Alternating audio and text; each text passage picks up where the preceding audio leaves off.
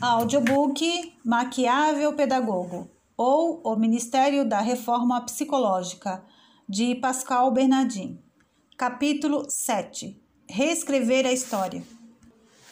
A educação para a paz, a concórdia entre as nações, o desarmamento, o civismo pacífico, a fraternidade humana, a consciência da interdependência entre as nações e a experiência da vida em uma sociedade multicultural não se poderiam satisfazer com o ensino da história como é feito atualmente.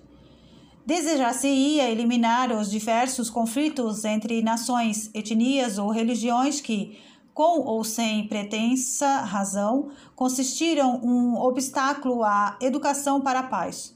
Convém, portanto, reescrever a história, projeto essencialmente totalitário. Naturalmente, contudo, não se poderia compreender a história quando se busca sistematicamente ocultar todos os elementos que, opostos à ideologia oficial, são, não obstante, um de seus autênticos motores.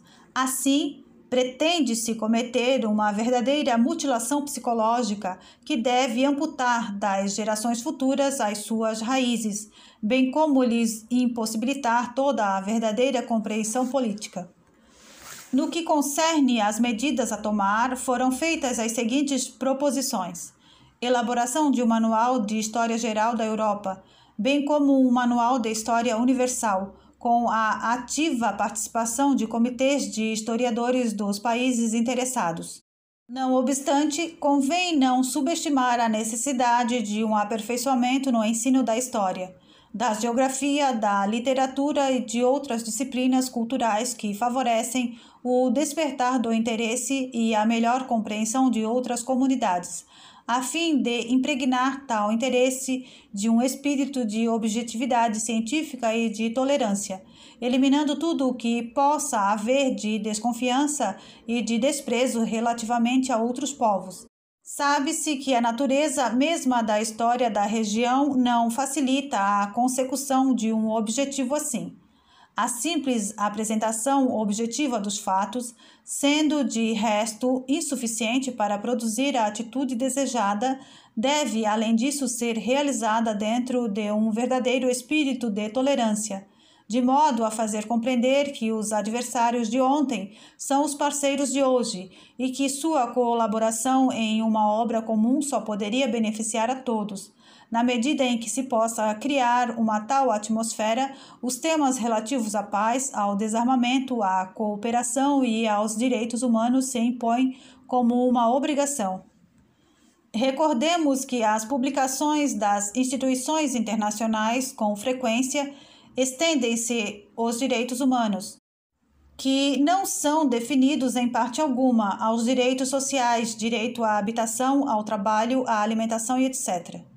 É revoltante a pouca importância que se dá à apresentação objetiva dos fatos, quando 6 linhas antes os autores diziam: no mais das vezes, uma tal orientação que tende ao fortalecimento da cooperação, da concórdia e da paz internacionais ou à garantia dos direitos humanos.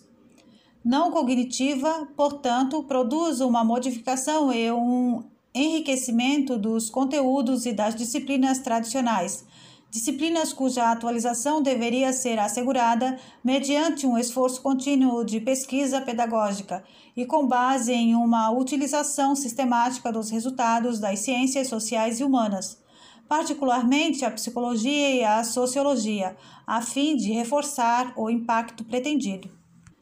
Os trabalhos de revisão dos manuais escolares se multiplicam em escala nacional e bilateral.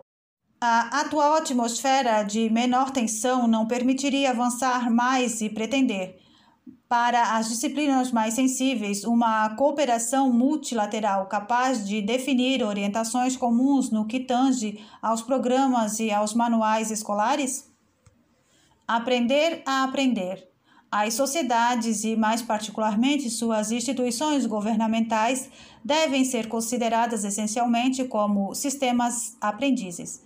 As sociedades mais aptas a apresentar sucesso serão aquelas cuja capacidade de aprendizagem é alta, flexíveis, Elas são capazes de antecipar e de compreender as mudanças, bem como de se adaptar a elas. Tais sociedades se beneficiam da participação ativa dos cidadãos no processo de aprendizagem. Ao longo dessa aprendizagem, a história deverá ser reescrita e reinterpretada.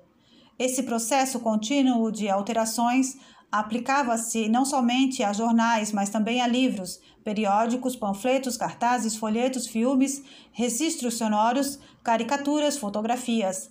Era aplicado a toda espécie de literatura ou documentação que tivesse qualquer significado político ou ideológico. Dia a dia e quase minuto a minuto, o passado era atualizado. Desta forma, era possível demonstrar com prova documental a correção de todas as profecias do partido. Jamais permanecia no arquivo qualquer notícia, artigo ou opinião que entrasse em conflito com as necessidades do momento.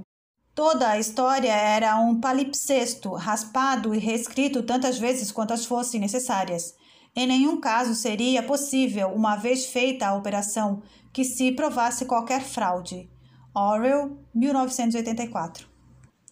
E se você está gostando desse audiobook, se inscreva no canal, deixe um like, deixe um comentário, compartilhe com seus amigos. Gratidão a todos.